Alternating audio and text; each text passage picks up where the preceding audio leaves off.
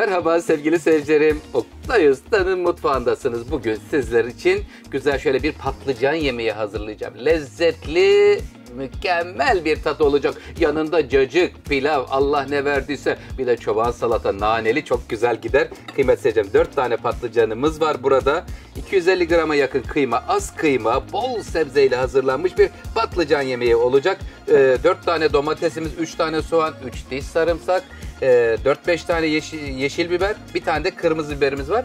1 çorba kaşığı salça, bir de 1 çorba kaşığı da sosunda var sevgili seyircilerim. Kolay ve lezzetli. Yağda kızartmak isterseniz yağda kızartabilirsiniz. Fırında pişirmek isterseniz fırına da pişirebileceğimiz şekilde iki formülde uygundur efendim. Hadi buyurun birlikte başlayalım.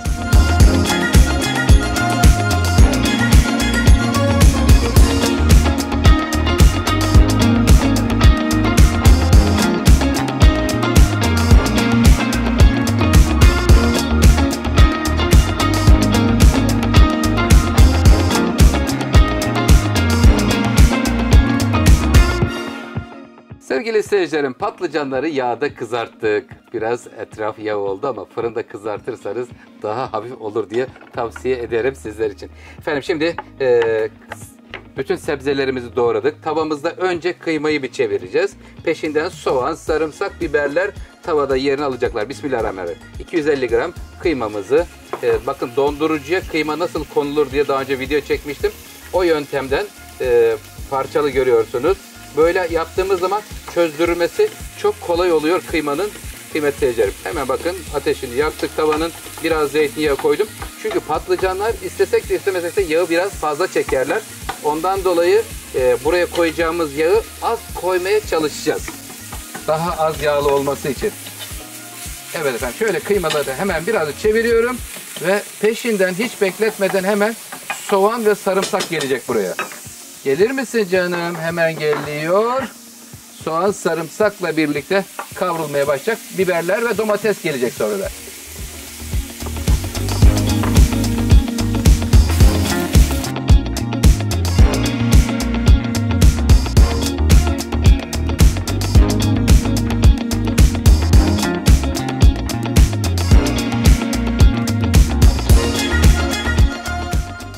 Evet sevgili seyircilerim, bakın şu anda kıymalı patlıcanımızın iç harcı hazırlanıyor.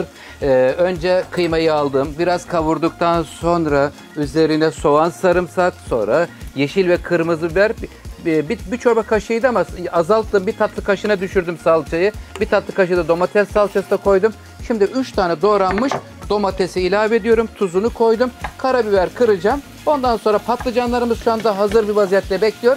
Patlıcanların tuzunu da karabiberine koyunca iç harcımızı dolduracağız. Sonra üzerine biber, domates, fırın yolculuğu sosuyla birlikte.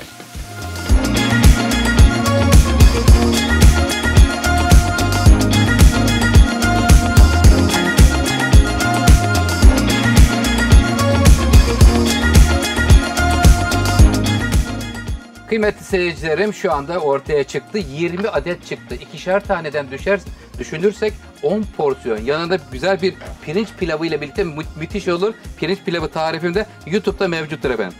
Taze kekik aldım sevgili seyircilerim. Saksıda satılıyor. Taze kekikten biraz şöyle sosunu atayım istedim. Güzel böyle aroma verir. Güzel olur. Patlıcana da çok yakışır aynı zamanda. Hemen birazcık tuz, çok olmasın. Ondan sonra buraya 1 çorba kaşığı domates salçası ilave ediyorum. Sevgili seyircilerim, bakın kekik, tuz, salça ve üzerine sıcak su vereceğim. Normalde sos yaparken biz hep yağda kavururuz. Ama bu defa planda bir değişiklik yaptım çünkü yağda kızarttım. Fırında pişirseydim o zaman sosu tavada yağla birlikte yapmam gerekecekti.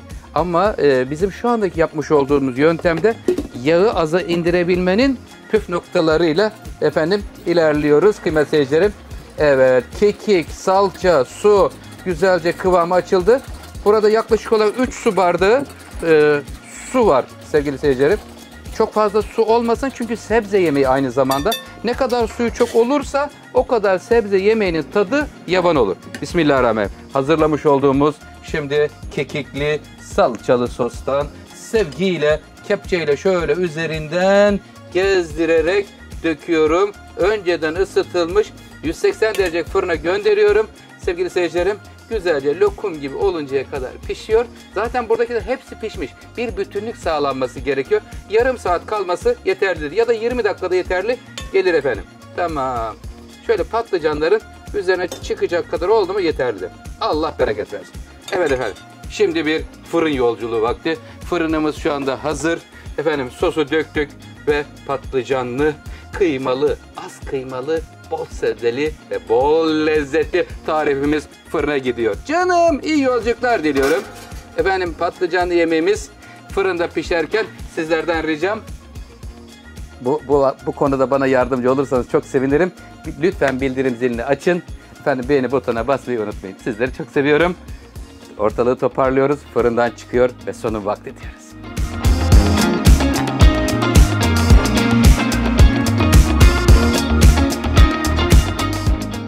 Patlıcanlı tarifimiz fırından çıkıyor sevgili seyirciler. Kapağını açtığınız zaman aman yakın durmayın. Yüzünüze çok ciddi bir buhar gelir. Benim geldi şimdi açınca buhar. Dikkat edelim Allah korusun. Bir tehlike olmasın diye hatırlatmak istedim. Evet efendim. Subhanallah. Rabbimize sonsuz şükürler olsun. Fırında pişmiş. Çok güzel görüyorsunuz bir patlıcanlı yemek tarifi çıktı sizler için sevgili seyircilerim. Az kıymalı, bol sebzeli ve lezzetli aynı zamanda sağlıklı bir tarif oldu inşallah. Yanında pilav, cacık gayet güzel gider kıymetli seyircilerim. Pilav tarifi Oktay Usta'nın YouTube kanalında var. Oradan alıp yararlanabilirsiniz. Kıymetli seyircilerim. Şimdi ilk sıcaklığı çıksın. Ondan sonra servis vakti diyoruz. Başka yeni tariflerde inşallah görüşünceye kadar kendinize iyi bakın. Hoşça kalın, sağlıklı kalın. Yorumlara yazın hangi tarifi istiyorsanız. Ben o tarifleri sizler için hazırlayacağım. Hangi ülkeden, hangi şehirden yazıyorsanız lütfen yazmayı unutmayın. Hoşça kalın, sağlıklı kalın efendim.